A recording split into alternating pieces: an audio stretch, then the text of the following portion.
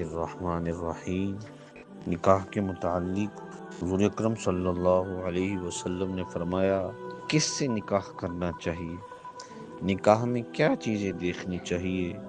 تو بخاری شریف میں ہے، حضور نے فرمایا لوگ عورتوں سے 4 باتوں کے پیش نظر نکاح کیا جاتا ہے، اس کے مال کے پیش نظر، اس کے خاندان کے پیش نظر، اس کے حسن کے پیش نظر، اس کی دینداری کے پیش نظر۔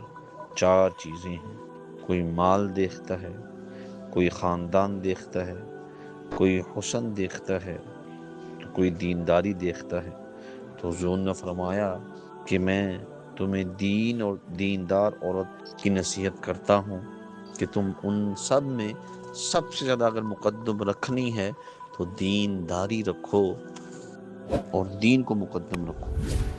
پھر ترمذی شریف میں ہے، حضور اکرم صلی اللہ علیہ وسلم نے فرمایا اے علی 3 کام ہیں جن میں جلدی کرنا۔ ایک، حضور نے فرمایا نماز کا جب وقت آ جائے تو تم اس کو فوراً ادا کرنا۔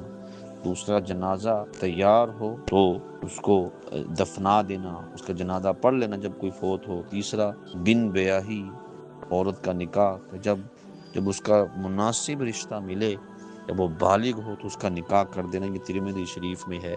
یہ حضور اکرم صلی اللہ علیہ وسلم نے ہمیں فرمایا ہے کہ نکاح میں کس وقت اور نکاح میں کیا کیا چیزیں دیکھنی چاہیے، اس کے متعلق حضور صلی اللہ علیہ وسلم کی رہنمائی ملتی ہے۔ اللہ ہم سب کو اس پر عمل پیرا ہونے کی توفیق عطا فرمائے۔